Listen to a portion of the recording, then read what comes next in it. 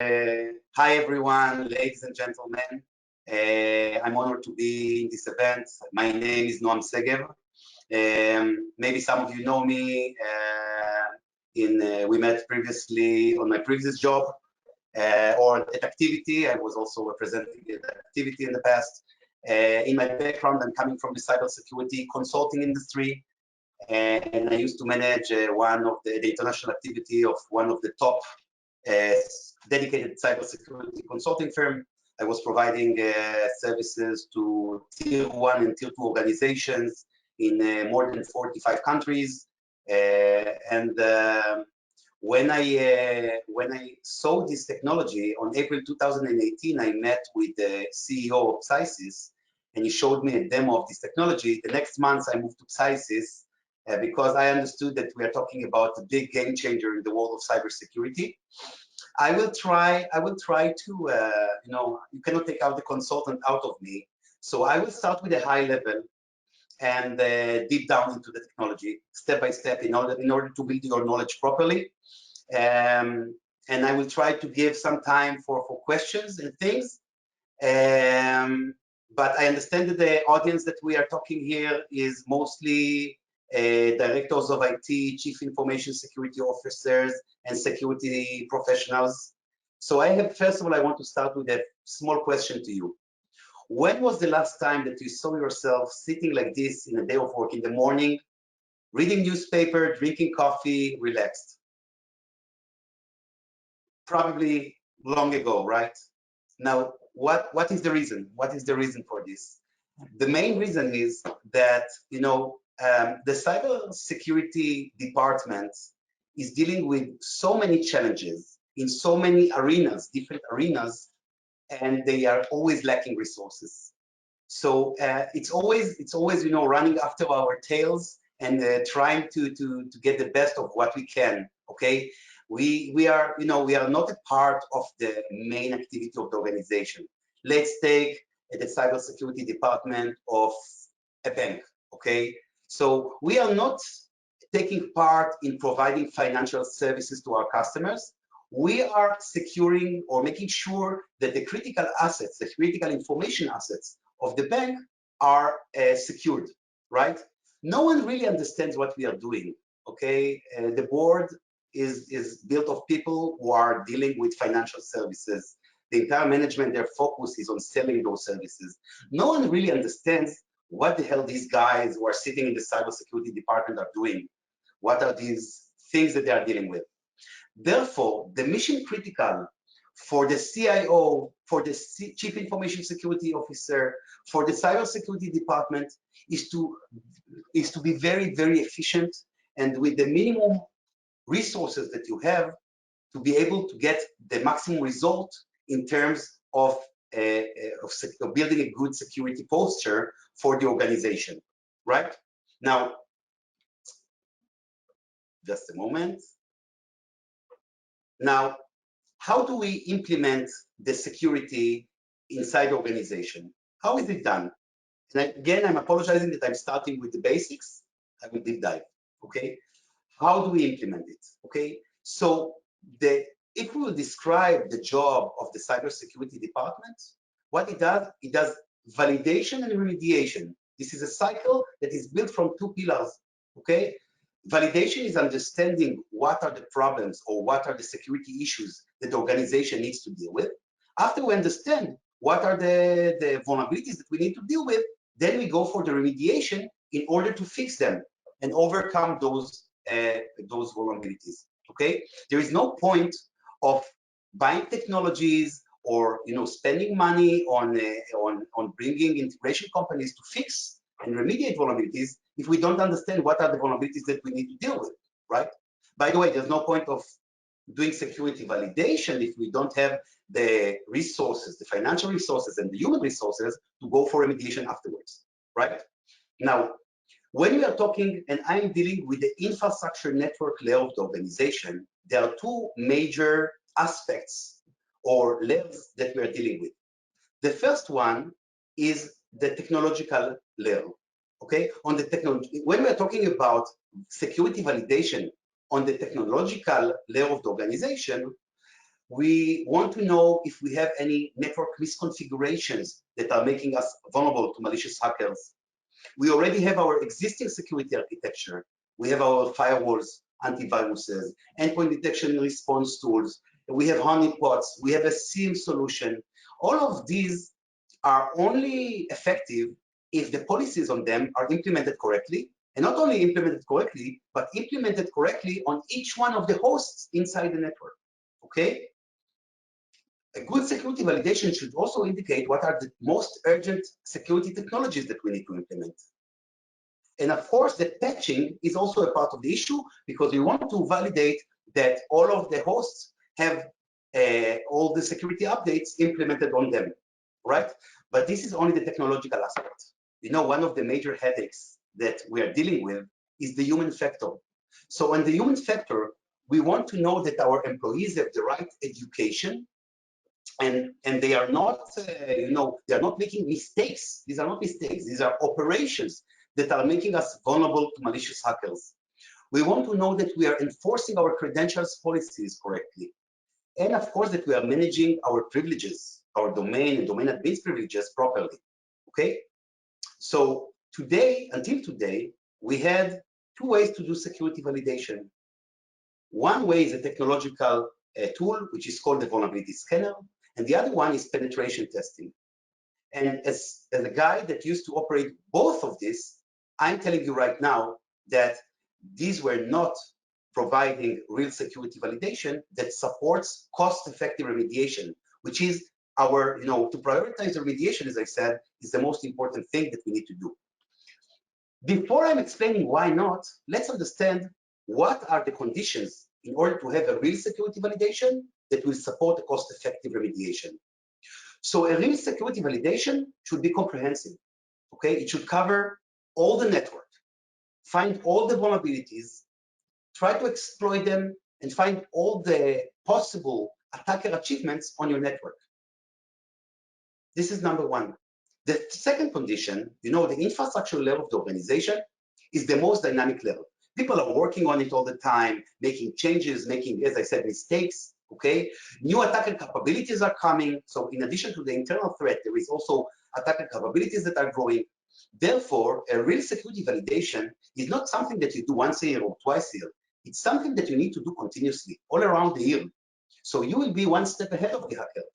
You know, everyone says all the time that we are one step behind of the hacker. It was true until now. But if you can do a real security validation, which is continuous, it means that you will identify vulnerabilities before a malicious hacker can exploit them. And the third condition, if the real security validation should support cost-effective remediation, you should have no false positives, which means that you will not be spending resources on remediating vulnerabilities that will not be leading an attacker anywhere. And on the other hand, you should have no false negatives, which means that you will not be missing any critical vulnerabilities that can lead an attacker to critical assets, okay? Now, I made a claim that maybe some people were angry about, and I said that until today, there was no real security validation that supports cost-effective remediation. So just to explain why, I will deep dive a little bit into the existing ways that we are doing security validation today. The first tool that I was talking about was a vulnerability scanner. A vulnerability scanner has a lot of advantages. You know, it is powered by the machine power. It's a software, it's powered by the machine power. It means that it can cover big networks very, very fast. So it's comprehensive, okay? Now, if you can cover big networks fast, it means that you can do it also continuously, okay? Also, it's usually being operated by your internal team of cybersecurity department, which means that it helps them understand better the security profile of the organization. If you are using a third party, usually they keep the knowledge, okay? So it is comprehensive and it is continuous. However, what a vulnerability scanner is doing, okay? It scans the network, discovers all the live IPs on the network segments, enumerates them. What are you? Are you a computer, a router, a server, a printer? What are the main operations running on you? Okay, what was the last software update? And out of this, it provides to you a list of vulnerabilities and grades them according to CVSS. Now, guys, you need to understand what is CVSS. CVSS is industry standards or best practices. okay? A vulnerability scanner doesn't take into account the actual business impact of the vulnerability on your network. If I will go for a telco, okay, and I will find a vulnerability scanner, will find the same vulnerability. One of them will be on the billing system of the telco, and the other one will be on the, there is a secretary at the front desk that gives you approvals for visitors, okay? If it will see the same vulnerability on both systems, it will raise the same flag. It will say it is a critical vulnerability or a high or a medium or a low according to industry standards. Therefore, when you run a vulnerability scanner, and you guys probably saw it, you have hundreds and sometimes thousands of critical vulnerabilities, but a lot of them are false positives. So on the other hand, a vulnerability scanner doesn't see the network as a whole. It sees the network component by component. So it's a static vulnerability analysis. And therefore, it is lacking the dynamic context of sensitive information which is exposed to malicious hackers, okay? Network misconfigurations, and of course, problems with the human factor, okay? It will not be able to identify if you have problems with your credentials policy, for example, okay? Therefore, a vulnerability scanner is not a real security validation. It is comprehensive, it is continuous, but it will not support cost-effective remediation because it will have too many zero false positives and too many zero false negatives.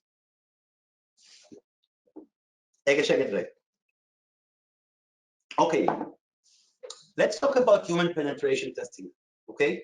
So a pen tester begins, okay, with running a vulnerability scanner. Usually we use Nmap, for example, which is more a vulnerability scanner that will concentrate on vulnerabilities that are exploitable. Out of the 19,000 known vulnerabilities as indicated by those vulnerability scanners, only 5%, according to Gartner, are actually exploitable, okay? So we will start with Nmap or another tool that pen testers are using in order to identify vulnerabilities.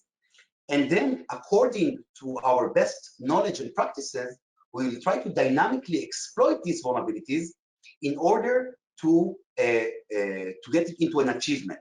So let's go back to the telco, okay? I found an MS-17 or a thermal group vulnerability on one of the systems. I was able to exploit it, beat an attack vector, and I was able to compromise the billing system of the telco, okay? To fix the MS-17 vulnerability, it was the source of the attack vector, will cost me 50,000 euros of bringing over an integration company to fix it across the entire network.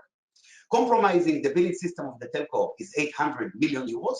There's no brainer if I need to make the investment in fixing it, right? So there is no false positives in human penetration testing because we show the actual achievement. However, we have a global shortage of over 1 million cybersecurity professionals in the world, which is very good for our salaries. We make good salaries because of this. But it means that for the end user will be paying a lot of money for the penetration testing task, okay? And as we know, the cybersecurity departments are limited in budget. The budget limitation will be translated into scope limitation. Because if you come to me as a manual pen tester and you tell me, Noam, I have a budget of 10,000 euros. I will tell you, okay, for 10,000 euros, I will do human penetration testing on your network for 7 days, plus 3 days for preparing for you the report. Whatever I am able to achieve within this time frame, that's what you get, okay? So a human penetration testing is not comprehensive. It's not something that will cover all the vulnerabilities with all the possible ethical exploitations. It will eventually be a POC, a proof of concept. I will try to bring within the limited time frame top achievements and as many as I can, okay? The other problem is that usually bringing a third party consulting firm to our organization is a project, okay? First of all, you need to scope the penetration testing because you know that you have the budget limitation and scope limitation. So you need to focus, you need to scope what will be the penetration testing task. You need to get approvals. You need to go to purchasing department to issue an RFQ and publish a tender and meet with 4 different vendors and select the right vendor. And eventually, after you chose them and you issue the purchase order, you need to bring them over to your office, arrange access, make sure that they know where to go to the toilets and how to get food, and have a technical guy to look over your shoulder. Eventually, it is a project which takes a lot of expensive resources from you. If your budget is 10,000 euros for paying to for the consulting firm, you will be finding yourself spending another 15,000 euros only on all the preparations. Okay, and eventually, because it's such a heavy project, usually in most organizations, penetration testing is being conducted periodically. It's not something which is done continuously throughout the year. So you will do it once a year on every critical segment, maybe once every 2 years, and it will be providing you a snapshot in time, while the infrastructure network of the layer of the organization is something dynamic that is all the time changing. So the limitations of human penetration testing is that it is not comprehensive enough. It is not something which is done continuously. Because it's not comprehensive enough, by the way, you will have false negatives. The only advantage is that the achievements, they will indicate whatever achievement it is, there is no false positive. It's true. This is an achievement and you cannot argue. So this is the real world situation that existed until the invention of the automation of penetration testing.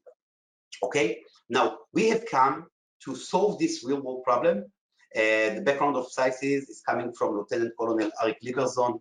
He was the guy that was in charge for securing the most critical infrastructure of the Israel Defense Forces, the top secret infrastructure. Those are networks that are not connected to the outside world. Okay, you can imagine what I'm talking about, ballistic missiles, things like this. And the threat that he was dealing with was the nation threat. The actual threat was that either an American, a Russian, or a Chinese spy will somehow physically be able to access this network. And from there, all hell will break through. Okay, so Arik had teams of hundreds of pen testers working for him, and those are guys that came with hands-on experience. Most of them were officers with 13 years of ethical hacking, and he was not happy. He was not happy because by the time that he finished the project, the network was changing all the time. So he was really frustrated. He decided that he wants to mimic the hacker mindset into the machine power, and therefore create the capability of 1,000 ethical hackers that are mapping your entire network from an attacker perspective. In 2015, he left the army, opened Pcysys. 2018, April, we started to go commercially. Today, we are the fastest growing cybersecurity vendor in the world. We have over 125 customers in 25 countries, and we are invested by Blackstone Group and AWZ. So the future looks bright to us. Okay, so let's talk a little bit about the solution. What are we doing? We are a software solution that is installed on a basic machine. We don't need something much. We need a Linux machine that has a 32 GB RAM. We need a NVIDIA GPU to be installed inside. And all we need from you when we come to do, let's say, a POC, or when we do implementation in your network, we don't need to deploy any agents. All we need is access to your network. It's like an ethical hacker that comes with his laptop and connects to your network. So it's plug and play, okay? And what we are doing exactly what the human pen tester will do. We begin with the network reconnaissance, continue with the vulnerability assessment. We are sniffing credentials, cracking passwords, doing different relay attacks, malware injection, lateral movement, privilege escalation, okay? But because we are doing it with the machine power, it's like 1,000 hackers that are or 1,000 pen testers that are working for you and mapping the entire network from an attacker perspective. What it will take for a team of 4 pen testers to do in 2 months, we can do in hours. And I'm going to show it to you in the demo, okay? Because of this capability, okay, to find all the vulnerabilities, exploit them with all the possible ethical exploitations, and draw a map of all of the possible attack vectors. We are actually mapping the entire network from an attack perspective, connecting all the dots, and therefore we are capable of indicating what would be on the short time frame, what would be those vulnerabilities, 2 or 3 or 4 vulnerabilities, that if you deal only with them in the short time frame, you will raise your security posture a lot. Okay. Also, before I'm going to this to explain the methodology, the machine is documenting properly and created instant reports. As I told you, for 10,000 euros, I will do 7 days penetration testing, and it will take me 3 days to create the report. If the reports are automated and instant, and I'm going to show you some of these deliverables. I want to jump to a demo, but before I'm going to the demo, okay, I don't have much time, I want to explain the methodology of the tool. Now, if we have any ethical attackers with us in the group, what you can see here, that this is a methodology of human penetration testing. But when it comes with the machine power, it gets a total different meaning, okay? So once we connected the Pentera to your network, and by the way, we don't need to be physically there. We have distributed architecture. So today, if you have a global organization, we can come and from the local, cybersecurity department, we can install nodes on each one of the segments that we want to test and to start the attack with, and we can run our global penetration testing tasks from one location. So we don't need to fly over. This is number one. Second of all, we can do, so we of course can do it remotely as well, right? Okay, so once we start to implement, connect to the network via the private cloud, via VPN or on-premise, okay? And we define what will be the scope, what type of penetration testing is going to be, what will be the scope, what will be the risk management parameters, and we can also schedule it to happen repeatedly. So I can build the entire yearly program of penetration testing within 2 hours, even if it's a big organization. And I press submit. The task will begin. The first thing that the system will do, it will discover all the live IPs on the segments that are included within the scope. It will enumerate them. Okay, what are you, a PC, a server, router, database, okay, printer, whatever as an IP is within the scope. Okay, and out of this, the system will conduct a vulnerability analysis and indicate vulnerabilities. Up to here, what am I talking about? I'm talking about a static vulnerability scan, exactly like Nexus, Wallis, Rapid7, Athena, whatever tools that you know. But the main difference, this is only the preparation for us. From this moment on, we stop being static, and the Pentera starts to move like a living organ within the network, running all the possible ethical exploitations on all the potential victims. Once the Pentera was able to actually exploit the victim, it provides back post-exploitation. And this is the main thing. Post-exploitation can be what kind of valuable information I was able to find on the victim, or how could I use the victim in order to laterally move to the next one. But think about it, because we are doing it comprehensively, we are actually validating all the security controls on your network. I'll give a few examples. Okay, you have antiviruses deployed. The Pentera will try to upload a Pcysys which is a safe malware. Its only intention is only to check if the antivirus is implemented correctly. But we will do it on each one of the hosts, or on the entire network. So we will find, even if you have 1,000 systems and the antivirus was not implemented on one of them properly, we will find it. You have firewalls, the Pentera will try to pivot to bypass your different segmentations. It will find pivoting machines. By the way, even a printer can be a pivoting machine, and we'll try to segment and we'll tell you if your firewalls are implemented correctly and if your segmentation is working properly. You have a CM solution, okay? We can run in different levels of stealthiness and see when are we detected and when we are not, and so on and so on and so on. Because of the capability to map the entire network, provide very accurate reports at any given time, okay? So, excuse me, let me take it back a little bit. So the left part is the main intellectual property of Pcysys and the Pentera. The solution is Pentera, the company is Pcysys.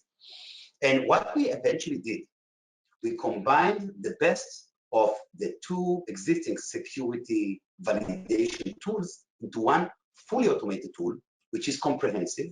It is continuous and has no false positives and no false negatives. Cool? Because of the capability, as I started before, because of our capability to provide accurate reports continuously and help the CISO and this team to define what will be the cost-effective remediation, and also to communicate his needs properly to the management, to the regulator, to any other department. We have reports that will support any need of the CISO. I think that we are the CISO best friend forever. And this is the main value of the system. Okay, so this was the high-level explanation, but you will not believe any word until you will see the product in action. So let me please show you a demo. I have maybe 20 minutes to do it because I want to leave some time for your questions. So this is an old version of the Pentera. Actually, it's from one of the first POCs that I conducted in 2018. But it's enough for you to understand how the system is working. And I'm going to show you, actually, I'm showing it from a real POC that I did on a real customer. This customer was an IT company. And when I came to do the POC, I asked them, guys, what is the most critical asset for you? They told me, well, what we are doing, we are developing software to our customers. So the main or the most critical asset for us is the source code that we are developing for our customers. I said, okay. I came with the Pentera machine, connected into their network, and started with configuring a test. I will do it with you, okay? Each step. The first step that I'm not showing, by the way, is the info. In the info, I just have the company name there, so I cannot show it. In the info, I'm choosing what type of penetration testing I will do. I can do black box, which is no credentials. I can do gray box, where I will start with some kind of credentials. I can do goal targeted, which means that, let's say that there is a very, very critical asset. I can ask the Pentera to search for all the possible attack vectors that could lead an attacker into this critical asset. I can do a single action. Let's say that I have an integration company came and fixed a specific vulnerability in my network, and they said, job is done, give me the money. I tell them, wait one moment. I can ask the Pentera to search specifically only for this vulnerability, and if I find it, also to try to exploit it. I can also, by the way, single action, another example is I only want to check how the credential policy of the organization is being implemented. So I will ask the Pentera only to sniff credentials and track them and see what is the strength level of the credentials, okay? So I will define what will be actually what type of penetration testing it does and give the parameters for this. And now what you see is the settings. In the settings, I determine what will be the scope of the penetration testing. What would be the IP ranges included? What would be the IP ranges that I exclude? What will be the maximum duration of the task and the maximum spoofing time? Now, after I define, by the way, it's a POC. POC, we do black box. So now I move to the next step, which is the advanced. In the advanced, I first of all define what will be the stealthiness level of the task. If I will go to the stealthiest, the Pentera will move really, really quietly. It will be waiting 20 seconds between pinging machines. It will behave like a real hacker in order not to be discovered. Okay? If I will go to the noisiest, we will be working like crazy. Okay? What is the ideal? The idea is that once you start implementing the solution, you will start by checking yourself against the noisiest mode. But as you validate, remediate, and improving your capabilities, you will try to test yourself against the stealthier level, because eventually it's always about the balance between IT availability and IT security. And you need to find the right balance for you. Anyway, when I conduct a POC, I choose this mode. The mode here is thin enumeration with noisy discovery. Thin enumeration means that I will not be searching. POC I do in one day, which includes all the meetings, explanations, commercial negotiations. I do the run for 2 hours. That's enough. Believe me. You will see how fast it goes. You will understand. Okay? But I don't want to search for all the vulnerabilities in the network. I want the Pentera to concentrate only on the vulnerabilities which are actually exploitable. Noisy discovery means that I want to make noise. I don't know, I'm coming with zero knowledge about the security controls of the organization. I want to see if they catch us. By the way, I did 170 POCs at least until today. Only 5% the CM solution was able to catch us, just for you to know. So, okay, after I decided what will be the stealthiness level, I will manage the risk management parameters. So I can tell the system to do or not to do, okay, to do all the exploitations automatically, or to request it not to conduct them automatically, request for my approval for each one of them. I can do it for all the ethical exploitations. In a POC, I'm asking it only for the more aggressive ethical exploitations. Now, just for you to understand, we have integration and coverage of the MITRE framework, okay? You can see today every achievement that we have, you can have the integration into the MITRE framework, and we're covering all the known ethical exploitations on the internet, on the infrastructure level, okay?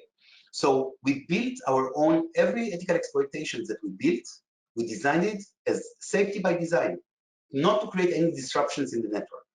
However, there are more aggressive by nature exploitations like service brute force when I'm trying to track passwords on a user, okay? Or if I'm trying to upload a malware on a host, let's say it's the billing system of the telco, and you have an endpoint detection and response tool. If it will discover my malware, it will theoretically segregate the billing system from the network, and it means a loss of millions of euros per hour. Therefore, I can tell the system, and this is what I do in the POC, all the regular ethical exploitations do automatically. For the more aggressive ones, as per my permission for each one of the targets. Okay? By the way, if I have 7 days to do for you penetration testing, and you're a telco, and I right now worked for a full day to build an attack vector that will compromise your telco, and what stands between me and this billing system is to run a service brute force. What do you think my tendency will be? To ask for your permission or to do it? Here there is no question. I don't know what is the answer. I don't want also to say, but I can tell you that here you as an operator decides what risk you are willing to take, and there's no place for human errors. Okay. After I define the task, let's say it's not a POC, the next step that I can do is I can schedule the task. You know, usually when we conduct penetration testing, we do it during the working hours. Now I can schedule a task to happen during weekend at nighttime when systems are being updated. Okay, this is a scenario that is very interesting to check. But I can also decide what will be the run frequency. So if I have critical systems, I can ask the Pentera to run on them on a 2 weeks basis and see everything that goes on. Okay. If it's a less critical, let's say it's a branch of a bank, it's less critical, I can do it every 2 months. But basically, I can build all the tasks and build a yearly program, okay, within a couple of hours, just to design everything. By the way, CyberArk, which is a customer of us, okay, and then we also have integrations together. We have a lot of integrations. I'm going to talk about it. They are using us all the time in their headquarters. Pentera is just running all the time. They want to know about every little vulnerability that jumps up. Okay, I finished with the explanation of how to configure a task. I'm going to do submit. Just a moment, I take off water. And it's going to run very fast, so please be concentrated. Okay, on the top right, what you see is the real time frame of the attack. Okay, we start with zero knowledge, and here we already discovered all the live IPs on the segments that we were testing. And those blue machines, colored in blue, we found on them low vulnerabilities. The red machines, we found on them already critical vulnerabilities, and we will continue to enumerate, but once we have vulnerabilities, we start to dynamically exploit them. So on the right, what you will see here are the attacker achievements. Here we have the first attacker achievement. We are grading them here from 1 to 10 according to the level of severity. Okay? So we already have high achievements. We start with critical achievements. Domain hashes were cracked using various techniques, validated domain credentials. You see here 1, 1, 1, 1, 1, and 2. These are the number of achievements that we have from each one of the achievements, right? Okay, just a moment. Guys, we are 2 minutes and 33 seconds inside the POC. I got the domain admin user and text password. Or in other words, game over, right? Now, I know that this is very impressive, the speed, but it's not to show you that I got the domain admin user and text password in 2 minutes and 33 seconds. This is nice, it's impressive, but this is not the purpose of the tool. The purpose of the tool is to provide you a real security validation that supports cost-effective remediation. Right? Now you see I have here 11 requests for approval. Okay, I'm going to move it, and now it's 2 minutes. I'm going to move it to 6 minutes. So I will have 48 requests for approval. See? So I push on this button, and what you see here is all those aggressive, more aggressive attacks that I told the system don't do without my permission. Okay, so here they are, and here are all the targets that they want to attack. Okay, I can arrange it according to the name. So if I want to see the brute force on FTP, I can just choose it here, and I will see all the targets that the system wants to do brute force on FTP, or I can do it according to target. So let's choose the first target, 3.3, and here you see all those, more aggressive attacks that I told the system not to do without my permission that the system wants to do on target 3.3. Now I can choose those that I will approve, and the system will do them. The others will stay until I will decide that I want to approve them, or until the end of the task. Full control, guys. Now, I already have domain admin credentials, right? I can go to user input and I can advance the attack. I can do R poisoning. If I have DC credentials, I can mark as DC. If I found a pivoting machine, the system will allow me also to expand the task. I found a pivoting machine, okay, but the segments that I can bypass are not included in the task. I can expand the task in order to see how deep is the rabbit hole. Okay, guys, now we will be moving to 14 minutes. And what I can do, I can push on each one of the achievements, okay? So I pushed on the get domain admin user text password. And what I can see is the entire attack vector, the kill chain, and I can go to the details. Before I will show you this example, I want you to see just what we were able to achieve here in 14 minutes. We did 183 successful relay attacks. We sniffed 40 credentials. We found 7 hosts that a local user side privileges on. 14 domain hashes were cracked using various techniques. We injected malware into 8 hosts. We validated 18 domain credentials. We opened we opened a remote access session on 7 hosts.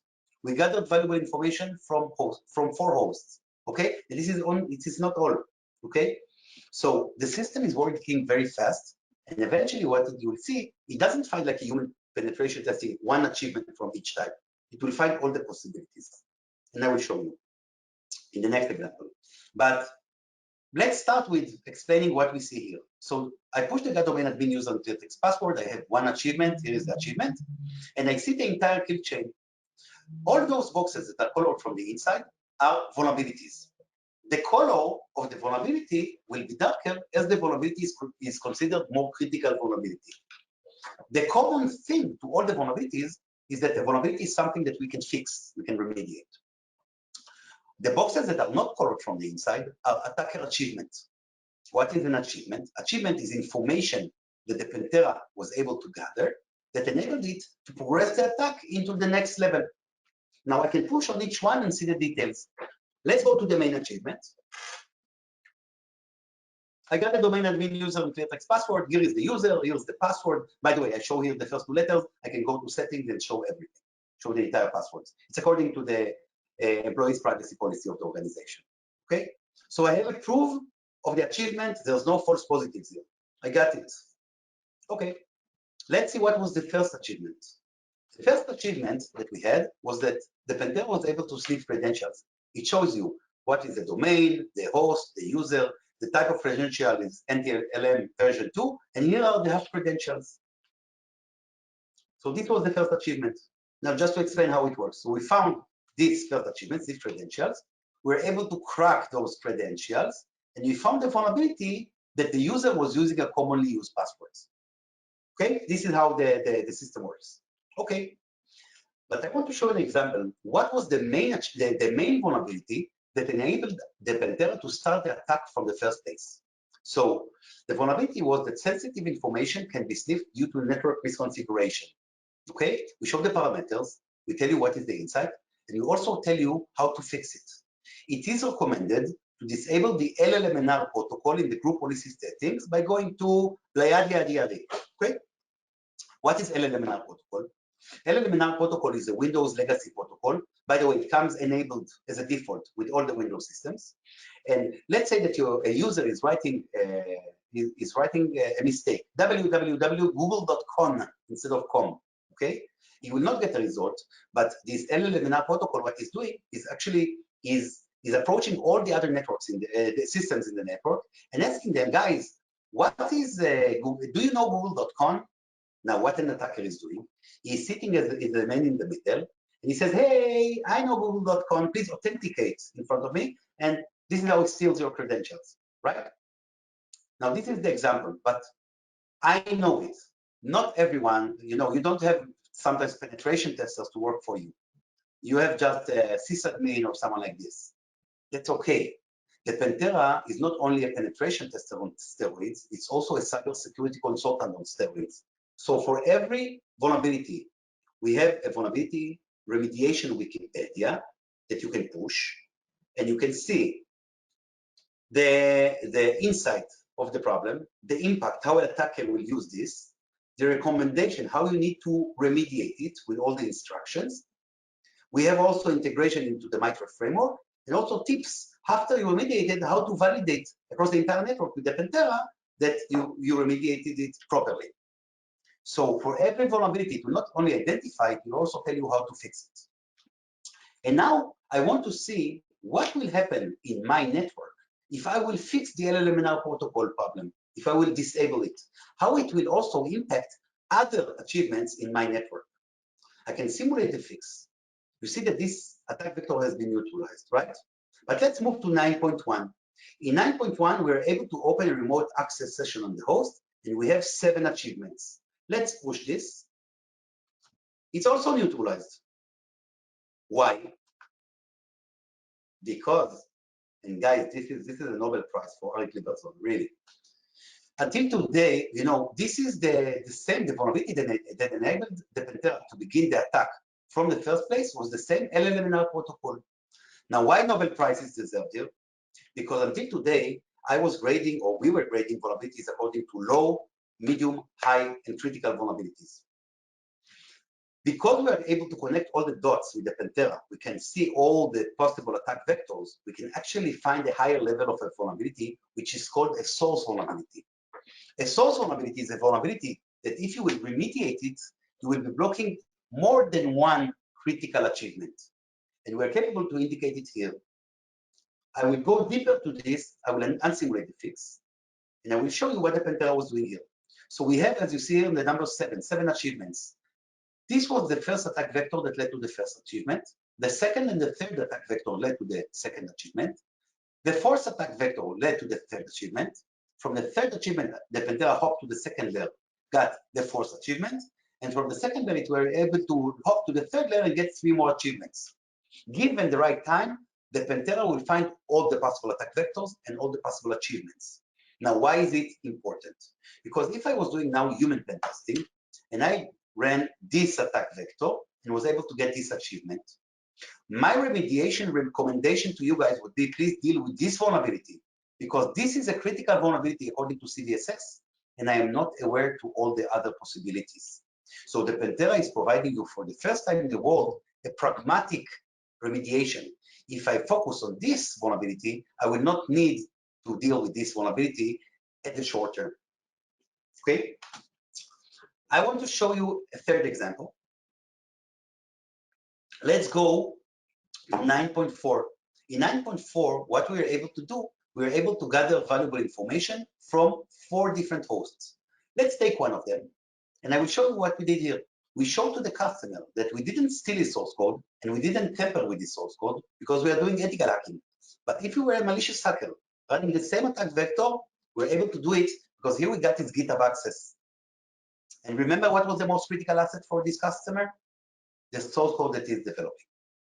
So this is the functionality of the system. But you know, this is how it works. Eventually, what we are interested is in the deliverables, in the reports it provides. Now, you know, the cybersecurity department is working with interface with other departments inside and outside the organization. Okay? Outside the organization, you have regulators, okay, PCI DSS, GDPR, ISO 27001, whatever, the banking committee. You have integration companies that you need to give them instructions. Sometimes you have also strategic customers or strategic investors that want to see that you're practicing cybersecurity. You want to prove it to them without exposing sensitive information. Inside the organization, you have the board, you have the IT operations that you need to give them instructions. You have the cybersecurity department itself that needs to have technical reports to take decisions. Okay, you understand. I'm going to show you some example of some of the reports. So all of these reports are being generated automatically, and you can also amend them with your logos or sometimes with the content as well. The first report that I'm showing you is the executive report. Executive report is, let's talk about, let's say, regulator. A regulator or a strategic customer or the board don't understand, and they don't need to be exposed to the technical details, but they want to see that you're practicing cybersecurity over time and improving over time. So if you will take the same task, first of all, it will give you a resilience scorecard. So if you did the same task again and again, it will show how you improved or disimproved. For example, you ran this as the first task. You took only the 3 most critical vulnerabilities, remediated them, and ran again. Whoop, your scorecard will go up. Because of we will be able to get less achievements. Let's say that right now, after this task, you didn't remediate anything. New employees made some internal threat problems, and also the attacker capabilities has grown. And we are sending you every month the latest version with all the latest attacker capabilities. You haven't remediated, and you will go down. Your score will go down. Theoretically, an organization that will validate, remediate, only take the top 3. Validate, remediate, validate, remediate, validate, remediate. You will see the line going up, and this is exactly what you need to show to your strategic investors or customers or the regulator. I will explain more about this when we continue with this report. It will show what was the scope of the penetration testing, how many actions were done, what was the log, how many actions were done, how many were successful, and how many were blocked by your security architecture. We show how we build the resilience scorecard. So we show where we had critical, actually we are taking 8 different aspects of cybersecurity, and we're showing what were our achievements on each one of them and how we based the scorecard, okay? This is best practices. No one can argue that it doesn't know Pentera, it's not acceptable. This is how we grade. We will show how many attacker achievements we had, how many were critical, high, medium, and low. We will only indicate what was the most critical achievement without exposing the specific IPs or domains.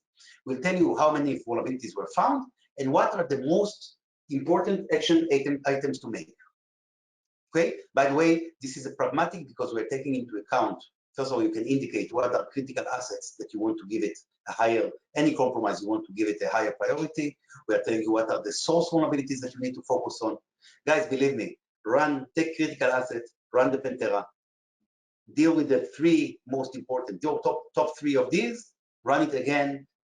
This is the new way to do cybersecurity validation remediation. Okay, so this is the high-level report. Now there are technical reports that usually takes days to do. By the way, you pay for these days thousands of euros, okay? I'm going to make a report from the run that we did before that would probably take for 3-4 days because the number of achievements that we have for an ethical hacker to create, I will do it with you in 30 seconds, okay? So I went back from the overview to the summary report, and now I'm creating the report. Automatically, I get all the general information about the task, the name that I've given it, the description, the type of the task, the time, the duration, blah, blah, blah. And now I can decide if I want to show, but this is technical, okay? The top 3 achievements, or maybe all of them with the technical details. All the top 3 remediations, or maybe I want to show all the remediations that are needed. You see here, the severity, how many achievements we had, the action item needed, relevant IPs or domains, description of the problem, and the insight what an attacker can do with it. I can decide if I want to add to the report graphs, which we usually do, of all the vulnerabilities found and all the attacker achievements, but also here you have automatically information about your password strengths. So we were able to sniff 261 credentials, 221 we cracked, 3 were trivial, 133 were easy, 7 medium, 78 were strong, and 40 passwords we were not able to crack within the time frame of the task. We give you the most important insights. For example, we're able to find 10 hosts that are vulnerable to MS-1710, or the Eternal Blue WannaCry attack, if you remember. Okay, we're able to do antivirus bypass and open session on these 2 hosts. Okay, so give insights, so we will not be missing any critical information. And now let's say that I'm a CISO, and I ran this task, and I don't have budget. My yearly budget has ended, but I understand that I want to convince my CEO to give me budget to fix the LLMNR problem. I need to bring an integration company to fix or disable the LLMNR on all the Windows system in the organization. So I can just go to the attack map and add this attack vector and come to the CEO and tell him, dear CEO, I know that I don't have a budget anymore this year, but I did a penetration testing, okay? I saw that an attacker can get a domain admin user and take control over the entire network. The problem is that sensitive information can be sniffed due to a network misconfiguration that is called LLMNR protocol. I need to bring an integration company. It will cost me 50,000 euros. Give me the money. Now we can tell you, okay, take the money. I'm finishing in a minute. You can tell me, okay, take the money, or you can tell me, I'm sorry, we don't have budget to give you. Both of them are okay, because for the first time I was transparent. I showed the risk. Okay, I show the remediation, I explain everything. The decision is a managerial decision, so my head will not be cut off if something happens. This is why I call this technology the CISO best friend forever. I can show all the credentials list, the list of all the hosts. That's it, guys. I did it with you slow, but in 30 seconds, I create whatever I want in the report, export to PDF. You can also, by the way, white label it with your logo and whatever you want. And you have a report, a technical report, like you're getting, but you're paying a lot of money for the pen testers to make. It goes together with the capability to do continuous penetration testing. You don't want to pay every time for creating the report, right? Another report is the action item report, is the remediation report, okay? So it will show actually the instructions for the IT operations or to the integration company on what they need to do. How do you like to provide it to them? PDF? Let's do it in CSV, Excel. Excuse me, I need some water. And you have a report, a technical report that shows what needs to be done, the relevant domains or IPs, the effect, the description of the problem. By the way, today you can push on this and you can get also the remediation Wikipedia, so it has the instructions of what exactly needs to be done. Last thing that I'm going to show you is the full action report. You know, human pen testers will report only about the things that we were successful about. The Pentera is providing a full log of everything that it was doing, and you can arrange it according to the operation type, the status, the severity. Why is it important? Because it gives you a better view of where you're good at and where you need to improve. And also, this is exactly the information that we integrate into your SIM solution. And the last thing that I want to tell you is that we are a young company, but we are a game changer in the world of cybersecurity. Therefore, all the big players in the market became our customers and approaching us for integration. So we have integration into any SIM solution, like Splunk, ArcSight, QRadar, whatever, okay? Palo Alto is not only integrated to our SIM, we are integrated into their automated remediation. So today, what used to be the Misto, now it's called Escobar. We have integration to them. You don't only integrate with the SIM, it's also we can automate the remediation process. We are working with CyberArk, which is a customer of us. So if you want to, you have a CyberArk passport authentication, you can run a gray box penetration testing using the credentials of CyberArk, and more and more and more. This is, of course, for next meetings. But in generally, what I wanted to show you here is that you have a tool which is a game changer that provides a real security validation, which is continuous, it's comprehensive, it has zero false positives, zero false negatives, and provides you a real view of how your networks looks like from an attacker perspective at any given time. Thank you very much for listening. I have 7 minutes to answer questions. How do I close this? Thank you very much, Noam, for amazing presentation. So I would like to ask our audience to ask any questions that you may have, and I will read it out for you. Until they do so, let me ask you a question. So we can see that Pentera is completely different from vulnerability scanners because we're looking for actual real threats in our networks. But maybe organizations may have to do a vulnerability scanning for compliance or some regulations. So can you also do that? Okay. You know, the vulnerability scanners, you know, it's according to the regulation. We are doing exactly what a vulnerability scanner is doing. We have actually 3 different vulnerability scanners embedded inside our solution. We have OpenVAS, okay? We have our own intellectual property, and we have NMAP. So the 3 of them are the vulnerability scanners. The question is actually what is considered the vulnerability scanner, which is according to the regulator, okay? For example, PCI DSS, you need to be an approved scanning vendor, ASV scanner. Now, on one hand, we are not an approved scanning vendor, so we will not be applicable for PCI DSS. On the other hand, okay, you don't need to buy a technology for this. All you need, you know, today to buy a scan of, let's say, if you are a PCI DSS level 1 service provider, you need to have to do 4 scans a year.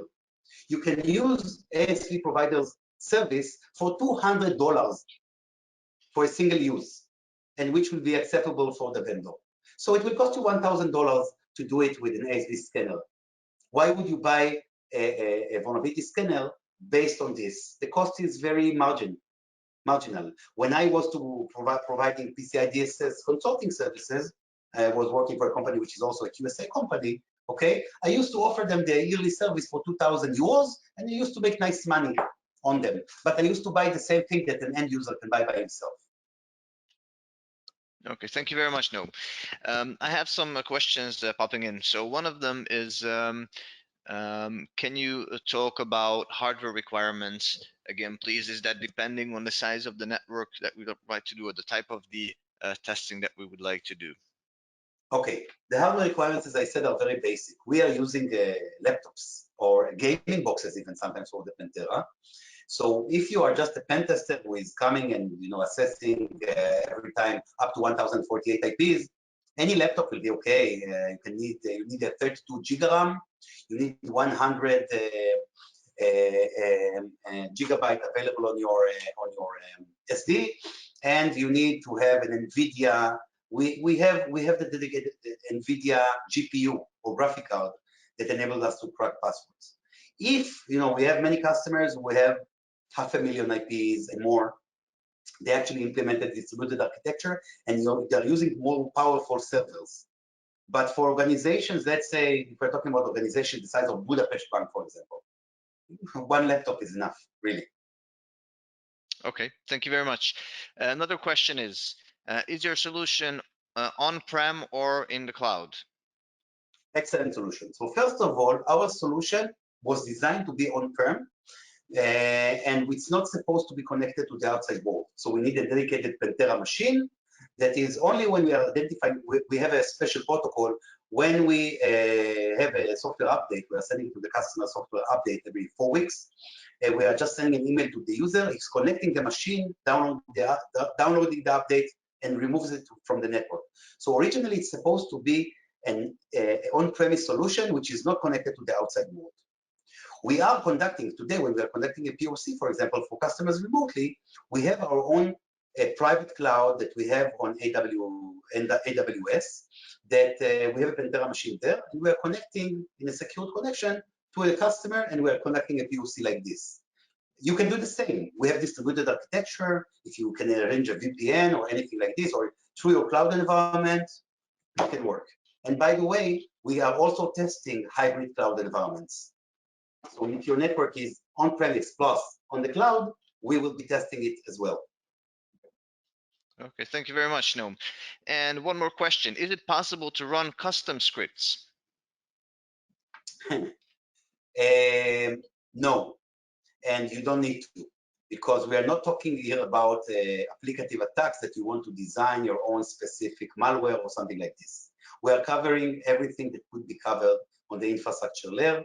We are dealing with infrastructure penetration testing. There are applicative attacks within, but we are designing. Believe me, even if your guys are really, really top, it will be very hard to compete with our guys. We have here an R&D team which is considered, I think, the top in the world. So I guess that you cannot surprise us with something new. You can tell us if you have an idea, and we will design it for you. But we don't implement other solutions in our network. In our solution, Okay. excuse me. Okay, that's great. And well, actually, I just have one more. Oh no, maybe. So let me ask a question from our audience as well. Is the solution ready for testing cryptocurrency blocks, blockchains, sync methods? That's a good answer. Again, we are dealing with infrastructure network penetration testing. So if we are talking about those environments, yes. If you are talking about specific applications that you are developing for this, no, because this is not what we are doing. But billing environments, cryptocurrency environments themselves on the infrastructure level, yes. Okay, and I have one more question for you from my end. is your solution capable of doing pen testing against web application, or if just what is the scope that we can think of besides local networks? Okay, excellent. So as I said again, our tool is doing infrastructure network penetration testing. Our goal is to concentrate that even, the perimeter is dead. Our goal is to make sure that even if an attacker was able to compromise the network, he will not be able to go to the critical assets. However, the Pentera has additional capabilities that I usually don't talk about.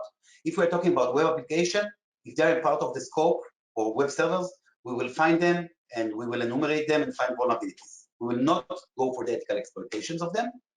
And we also have the capability, which is not for the general use, it's for customers that want it, also to attack from the outside. So I can, for example, I can send emails to all of the employees.